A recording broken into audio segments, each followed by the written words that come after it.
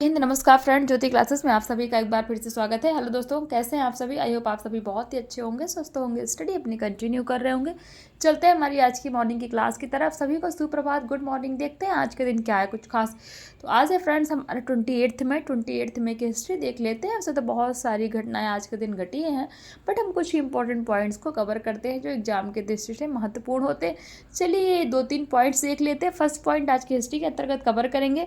तो 28 में 1883 में, ध्यान दीजिएगा, 28 में 1883 में विनायक दामोदर सावरकर का जन्म हुआ था। जो कौन थे? जो एक स्वतंत्रता सेनानी, कवि और लेखक थे।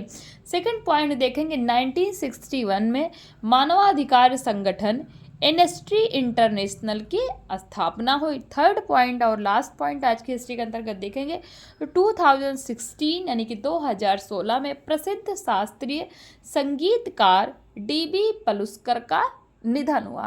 तो ये हमने 3 पॉइंट्स देखे आज की हिस्ट्री के अंतर्गत। क्या क्या देखा? फर्स्ट पॉइंट हमने कवर किया कि विनायक दामोदर सावरकर का जन्म कब हुआ? 1883 यानी कि आज के दिन। हमने इंटरनेशनल सेमेस्ट्री के बारे में बात, जो हमारी इंटरनेशनल एमनेस्टी संगठन उसके बारे में बात की, उसकी स्थापना कब हुई? 1961। और थर्ड पॉइंट आज की हिस्ट्री के अंतर्गत देखा प्रसिद्ध शास्त्रीय संगीतकार डीबी पुलस्कर का निधन। इनका निधन कब हुआ था? तो 28 में 2016 यानी 2016 में। तो आई होप आज की हिस्ट्री आपको क्लियर हो गई होगी। अब चलते हैं हमारी होम साइंस की क्लास की तरफ। जैसा कि आप सभी जानते हैं, इस चैनल के माध्यम से हम कर रहे हैं होम साइंस की सीरीज, जिसमें हम क्लास 6 to 12 की बुक को कवर कर रहे हैं। और अभी तक क्लास 6 to 9 हमारा कंप्लीट हो गया। आ गए क्लास 10 में। आई होप आपने हमारी सारी प्रीवियस क्लासेस को देखा होगा।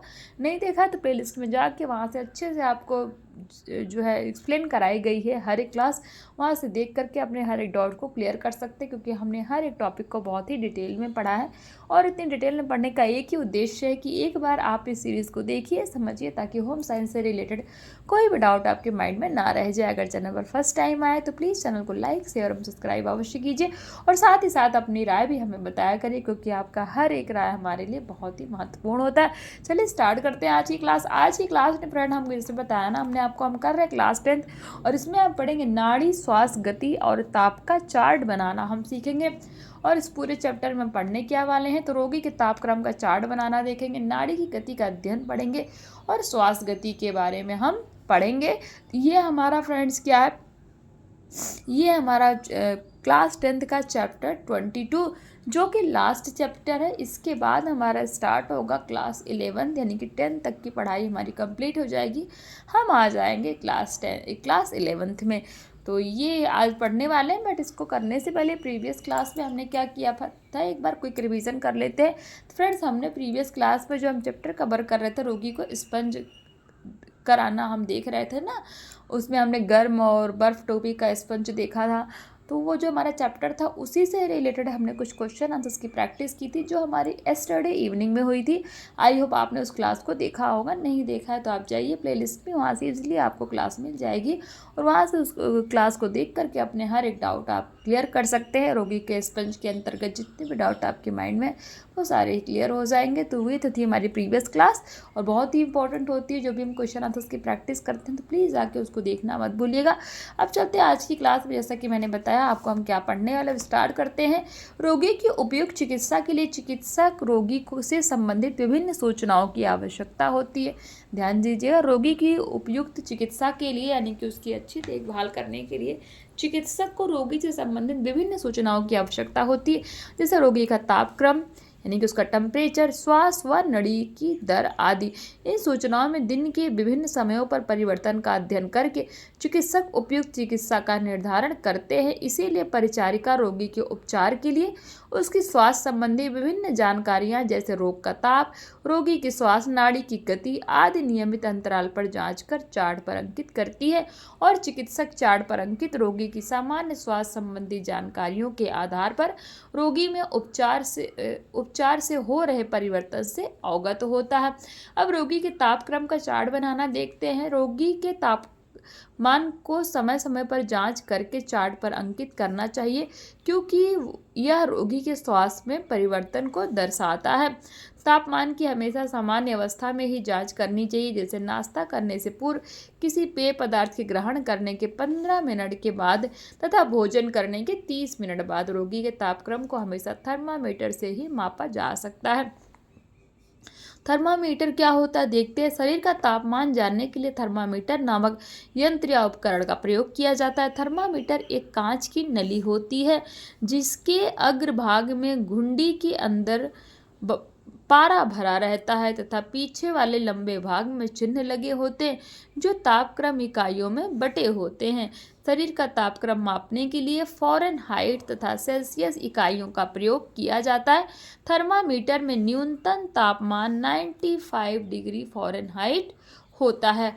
थर्मामीटर लंबाई में चिन्ह अंकित थर्मामीटर की जो होती है, थर्मामीटर लंबाई में चिन्ह अंकित रहता है। प्रायः 2 प्रकार के थर्मामीटर प्रयोग में लाए जाते हैं। एक प्रकार का थर्मामीटर शरीर का ताप फ़ारेनहाइट में मापता है। इसमें सामान्यतः 95 फ़ारेनहाइट से 100 फ़ारेनहाइट का तक चिन्ह लगे होते हैं। दूसरे प्रकार के थर्मामीटर से शरीर का ताप सेल्सियस में मापा जाता है तथा इस पर 35 सेल्सियस से लेकर 43 सेल्सियस तक का चिन्ह लगे रहते हैं। 2 प्रकार के थर्मामीटर होते हैं ना, एक थर्मामीटर में हम फ़ारेनहाइट में देखते हैं और दूसरे में हम किस में देखते हैं, सेल्सियस में देखते हैं। थर्मामीटर 2 प्रकार के होते हैं। Number 1 clinically thermometer, number 2 rectal thermometer. देखते हैं तो क्लिनिकली जो थर्मामीटर होता है, इस थर्मामीटर द्वारा रोगी के मुंह, जांघ व बगल से ताप मापा जाता है। देखिए इस प्रकार का दिखता है जो हमारा क्लिनिकल थर्मामीटर होता है। और जो रेक्टल थर्मामीटर है, इससे गुदा द्वारा ताप मापा जाता है।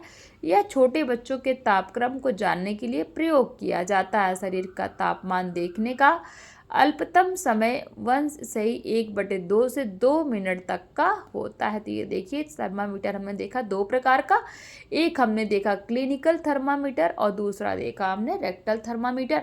अब थर्मामीटर का प्रयोग या तापक्रम देखने की विधि देख लेते हैं। तो नंबर 1 है, थर्मामीटर को झटक कर इसके पारे को सबसे नीचे की चिन्ह 95 फ़ारेनहाइट पर उतार लेना चाहिए, जिससे पारा स्वतः ही बल्ब में आ जाता है। नंबर 2, अब इसे घुंडी यानी कि बल्ब की ओर से रोगी के मुंह में जीभ के नीचे लगाकर रोगी का मुंह बंद करा दिया जाता है। नंबर 3, 2-3 मिनट बाद थर्मामीटर को रोगी के मुंह से निकालकर देखा जाता है कि इसमें पारा किस चिन्ह तक चढ़ा है।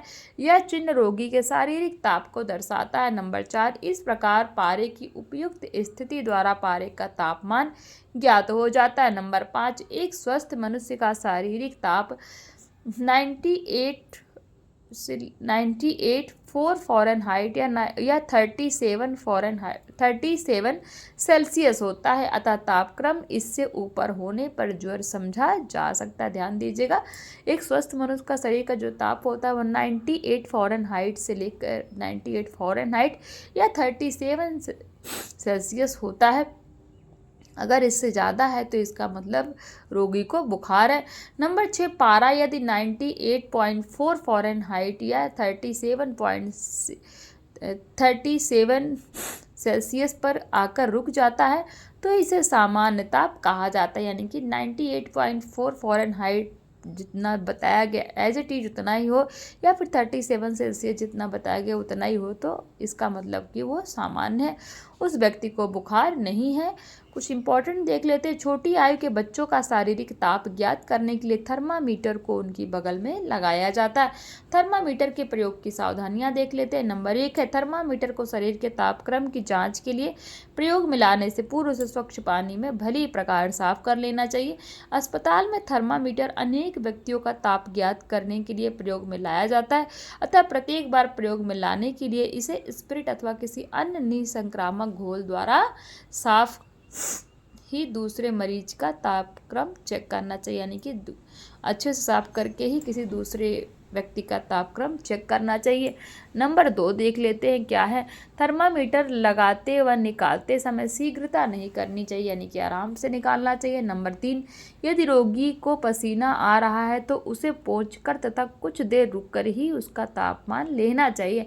नंबर 4, मुंह में थर्मामीटर लगाकर उसे पकड़े रहना चाहिए और रोगी की बोलने जो रोगी है उसको बोलने नहीं देना चाहिए, यानी कि जिस व्यक्ति को बुखार है, जिसका आप फीवर चेक कर रहे हैं, उसको बोलने नहीं देना है क्योंकि उसने मुंह में थर्मामीटर रख रखा है। नंबर 5, बहुत छोटे बच्चों का ताप गुदा से लेना चाहिए और इस समय थर्मामीटर को वैसलीन लगाकर चिकना कर लेना चाहिए। क्या लगाकर? वैसलीन लगाकर। नंबर 6, रोगी के नहाने अथवा स्पंज करने के कम से कम 30 मिनट बाद उसकी बगल एवं जांघ में थर्मामीटर लगाना चाहिए। कितनी देर बाद? 30 मिनट्स बाद। नंबर 7 है, यदि रोगी पागल या अचेता अवस्था में हो तो थर्मामीटर उसके मुंह में न लगाकर बगल या जांघ में लगाना चाहिए। नंबर 8, ताप लेने के बाद थर्मामीटर को रोगी को दिखाए बिना विसंक्रमित लोशन लगाकर सुरक्षित स्थान पर रख देना चाहिए। नंबर 9, ताप लेने के तुरंत बाद उसको चार्ट पर अंकित करना चाहिए और थर्मामीटर को साफ कर सुरक्षित स्थान पर रख देना चाहिए। तो ये तो हमने कुछ पॉइंट्स देखा किसके अंतर्गत, थर्मामीटर के प्रयोग की सावधानियां। अब तापक्रम का चार्ट बनाने की विधि देखते हैं। तो अधिक समय तक रहने वाले ज्वर, टाइफाइड तथा तपेदिक में रोगियों के तापमान का चार्ट बनाना आवश्यक होता है। तापमान के चार्ट का नमूना इस प्रकार देखिए। रोगी का नाम, जिसका आप तापमान का यानी कि जिसके टेम्परेचर का आप चार्ट बना रहे हो उसका नाम, उसकी आयु और उसको बीमारी क्या हुई, किस बीमारी में उसको बुखार आ रहा है। तो इसका इस तरह से चार्ट बनाया जा सकता है। आप देख सकते हैं तापमान मुंह से कहाँ से लिया, मुंह से लिया गया। दिनांक, कौन से दिन से तापमान यानी कि किस डेट से उसका टेम्परेचर चेक किया जा रहा है, उसको बुखार आ रहा है और कितने बजे से आ रहा है। क्या तो 6 बजे से लेके 8 बजे तक हैं और फिर 10 बजे, मतलब ऐसे 6 बजे चेक कर लीजिए, फिर 8 बजे कीजिए, फिर 12 बजे, फिर दोपहर, फिर ऐसे ऐसे करके उसको बीच बीच में टेम्परेचर चेक करते जाना और देखना है 6 बजे उसको कितना बुखार है। फिर उसके बाद 8 बजे तक कितना बुखार है, कम हुआ कि ज़्यादा। 10 बजे के होता है ना टेम्परेचर चार्ट, एक भाई टाइम टू टाइम जिसको बुखार डेली आ रहा है और बहुत ज़्यादा आ रहा है, सपोज़ किसी को मलेरिया हो गया, उसका बुखार नहीं उतर रहा है, उसका एक बार टेम्परेचर 6 बजे लिया, देखा अच्छा कितना बुखार है इसको, सपोज़ उसको मान लो 100.1 है तो यहाँ पे लिख दिया। फिर 8 बजे लिया तो 102 है, 10 बजे लिया, अगर कुछ कम हुआ है दवा खाने से, मतलब लिख सकते हो जितने बजे आप ले रहे हो, आपको नोट डाउन करना है कि कितने बजे उसको कितना फीवर है। तो आई होप ये आपको समझ में आया होगा। तापक्रम का चार्ट बनाने की जो विधि है उन्होंने देख रखी है। तापक्रम ग्राफ बनाने की विधि, ये तो चार्ट देख लिया, अब ग्राफ देखते हैं। तो नंबर 1 है तापक्रम ग्राफ बनाने के लिए एक ग्राफ पेपर लिया जाता है। ग्राफ पेपर पर खड़ी रेखा पर तापक्रम को लिखा जाता है। इस रेखा पर प्रत्येक वर्ग 1 फ़ारेनहाइट को दर्शाया जाता है। नंबर 2, रेखा पर 96 डिग्री फ़ारेनहाइट से 106 डिग्री फ़ारेनहाइट तक के चिन्ह लगा दिए जाते हैं। नंबर 3, ग्राफ पेपर की पड़ी रेखा पर रोग की अवधि के प्रत्येक दिन का विवरण अंकित किया जाता है। नंबर 4, इस प्रकार की व्यवस्था करने के पश्चात प्रतिदिन सुबह तथा शाम के तापक्रम को यथास्थान पर अंकित कर दिया जाता है तथा इन चिन्हों को एक रेखा द्वारा मिला दिया जाता है। नंबर 5, इस प्रकार से तापक्रम में होने वाले उतार चढ़ाव को ग्राफ देखकर तुरंत जाना जा सकता है। एक तो हमने देखा तापमान नापने की कौन सी, चार्ट बनाने की विधि, और एक होकर देखा हमने तापक्रम बनाने के किसकी, ग्राफ विधि। आई होप ये आपको क्लियर हुआ होगा। ये देखिए स्क्रीन पे आपको ये ग्राफ भी दिख रहा होगा, रोगी की अवस्था का तापक्रम चार्ट, इसमें भी रोगी का नाम, उसकी उम्र कितनी है, रोग उसको क्या बीमारी हुई है, रोग आरंभ होने की तिथि यानी कि कब से उसको फीवर आ रहा है, तो आप ये देख लीजिए, दिनांक 4 है, कितना कितना उसको बुखार है, ऐसे ऐसे बार ग्राफ पे दिखाया जाता है। तो फिगर से आपको अच्छे से क्लियर हो रहा होगा। अब इसी से रिलेटेड कुछ क्वेश्चन देख लीजिए। तो क्वेश्चन 1 कहता है रोगी का तापक्रम किससे मापा जाता है। क्वेश्चन 2, थर्मामीटर में न्यूनतम तापमान कितना होता है। नंबर 3, छोटी आयु में बच्चों का शारीरिक ताप ज्ञात करने के लिए थर्मामीटर कहाँ लगाना चाहिए। क्वेश्चन 4 कहता है थर्मामीटर किससे साफ किया जाता है। तो इसका स्क्रीनशॉट ले लीजिएगा और ये क्वेश्चन आपसे बहुत ही इजीली सॉल्व हो जाएंगे क्योंकि हमेशा की तरह ये है वही जो हम अभी पढ़ रहे थे। अब देख लेते हैं नेक्स्ट पॉइंट, इस चैप्टर के अंतर्गत क्या है, नाड़ी की गति का अध्ययन। शरीर में रक्त का परिसंचरण निरंतर होता है। इस क्रिया के अंतर्गत सर्वप्रथम फेफड़ों द्वारा हृदय में रक्त एकत्रित किया जाता है, जहां से संपूर्ण शरीर में रक्त संचरण होता है। इस क्रिया के दौरान हृदय में सिकुड़न और शिथिलन की क्रिया होती है, जिसको हृदय का धड़कन भी कहा जाता है। यह धड़कन हृदय के अतिरिक्त नाड़ी के रूप में शरीर के विभिन्न भागों में महसूस की जाती है। सामान्य व्यक्ति जो आराम की अवस्था में होता है तो उसकी नाड़ी की गति 72 प्रति मिनट होती है, यानी कि जो उसकी नाड़ी की गति कितनी है, 72 प्रति मिनट होती है। जबकि व्यक्ति के अस्वस्थ होने की स्थिति में नाड़ी एवं हृदय की गति अनियमित होती है। इसे गर्दन, पैर, कलाई आदि जगहों पर अनुभव किया जाता है। नाड़ी देखते समय ध्यान देने योग्य बातें। नंबर 1 है, रोगी की स्थिति सामान्य हो। नंबर 2, रोगी को यह ना बताया जाए कि उसकी नाड़ी की गति गिनी जा रही है। नंबर 3, नाड़ी का कोई स्पंदन गिने बिना न रह जाए। नंबर 4, नाड़ी की गति गिनने के तुरंत बाद चार्ट पर नोट कर दी जानी चाहिए। नंबर 5 है, नाड़ी की गति को सुनिश्चित करने के लिए प्रत्येक 15 मिनट के बाद नाड़ी की गति को गिनना चाहिए। और नंबर 6 में देख लेते हैं, एक स्वस्थ मनुष्य की नाड़ी की गति प्रति मिनट 70 से 80 होती है, जबकि एक सामान्य स्त्री की नाड़ी की गति प्रति मिनट 77.85 होती है।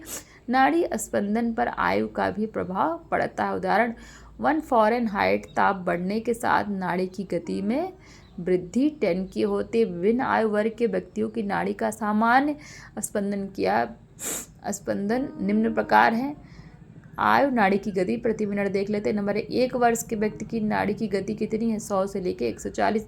बाल्यावस्था 90 से 100, युवावस्था में 70 से 90 हो जाती है और वृद्धावस्था में 50 से 70 हो जाती है। तो ये नाड़ी की गति आपको ये समझ में आया होगा। श्वास गति देख लेते हैं। नेक्स्ट पॉइंट, श्वास द्वारा वायु को अंदर खींचने, रोकने तथा बाहर निकालने की क्रिया को श्वसन क्रिया कहते हैं। हमने पढ़ा है बहुत डिटेल में श्वसन क्रिया के बारे में, जो हमारा रेस्पिरेशन पढ़ा था ना हमें, तो वही है ये।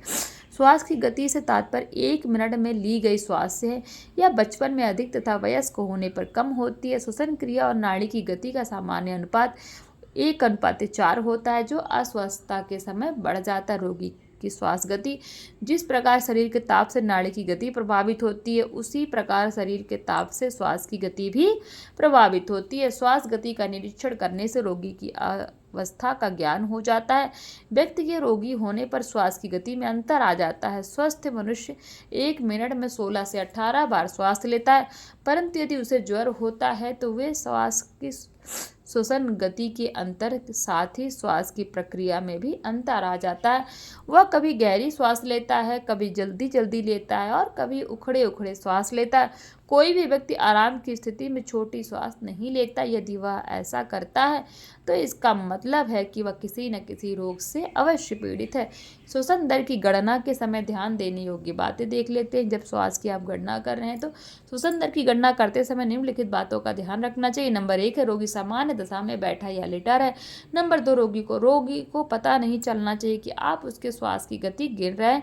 नंबर 3, श्वास पूरे 1 मिनट तक गिनी जानी चाहिए। अब नाड़ी श्वास की गति तथा तापमान का संबंध देख लेते हैं। मनुष्य का श्वास नाड़ी व श्वास की गति तापमान पर निर्भर करती है। शरीर का तापमान बढ़ने से नाड़ी व श्वास की गति भी बढ़ जाती है। तो ये फिगर देख लीजिए, जिसमें आपको दिया गया है कि तापमान दिया है, नाड़ी की गति दी है और श्वास की गति, जैसा हमने पढ़ा ना कि तापमान बढ़ने से नाड़ी व श्वास की गति भी बढ़ जाती है। देखिए 98 फ़ारेनहाइट तापमान है तो नाड़ी की गति कितनी, 67, श्वास की गति 17, 98.4 है तो 72 नाड़ी की गति और श्वास की गति 18 हो गई। 100 फ़ारेनहाइट है तो नाड़ी की गति कितनी हो गई, 87 हो गई और श्वास की गति 19 हो गई। 101 फ़ारेनहाइट अगर टेम्परेचर यानी कि ताप है तो नाड़ी की गति कितनी हो गई, 97 हो गई और श्वास की गति 21 हो गई। तो आप देखिए ना, जिस तरीके से तापमान बढ़ रहा है तो उसी हिसाब से नाड़ी और श्वास की गति भी बढ़ रही है। तो इससे आपको अच्छे से क्लियर हुआ होगा। अब ये देख लीजिए, इसमें क्या है कि उपरोक्त तालिका द्वारा यह स्पष्ट हो जाता जो हमने अभी देखा। और इसी के साथ फ्रेंड्स हमारा ये चैप्टर कंप्लीट होता है। कुछ क्वेश्चन देख लीजिए। क्वेश्चन 1 कहता है, अस्वस्थ होने की दशा में नाड़ी की गति को किन स्थानों से अनुभव किया जा सकता है। क्वेश्चन 2 कहता है, युवा अवस्था में नाड़ी की गतिपा बताइए, यानी कि कितनी गति होती है। क्वेश्चन 3 कहता है शरीर का ताप बढ़ने पर नाड़ी और श्वास की गति पर क्या प्रभाव पड़ता है। जस्ट हमने पढ़ा कि जब शरीर का तापमान बढ़ता है तो नाड़ी और श्वास की गति भी बढ़ जाती है। इसी के साथ हमारा ये चैप्टर कंप्लीट होता है और अभी हम करेंगे इसी चैप्टर से रिलेटेड कुछ क्वेश्चन आंसर। देन फ्रेंड्स हमारा क्लास 10 जो है वो कंप्लीट हो जाएगा और उसके बाद हम स्टार्ट करेंगे क्लास 11। आई होप आपने जो भी अभी तक पढ़ा क्लास 10 में सारी चीज़ें आपको समझ में आई होंगी। तो ये टॉपिक कंप्लीट होता है, चैप्टर कंप्लीट होता है। नेक्स्ट क्लास में करेंगे हम इससे रिलेटेड कुछ क्वेश्चन आंसर्स की प्रैक्टिस। तो आज की क्लास यहीं तक, मिलते हैं नेक्स्ट क्लास में। तब तक के लिए जय हिंद, नमस्कार। हंसते रहिए, मुस्कुराते रहिए, एक दूसरे की हेल्प करते रहिए। और हाँ फ्रेंड्स, अगर क्लासेस समझ में आ रही हैं तो चैनल को लाइक शेयर एवं सब्सक्राइब अवश्य करिए और साथ ही साथ अपनी राय भी हमें अवश्य बताया करिए, क्योंकि आपका हर एक राय हमारे लिए बहुत ही इंपॉर्टेंट होता है। तो चलिए मिलते हैं हमारी नेक्स्ट क्लास में। जय हिंद।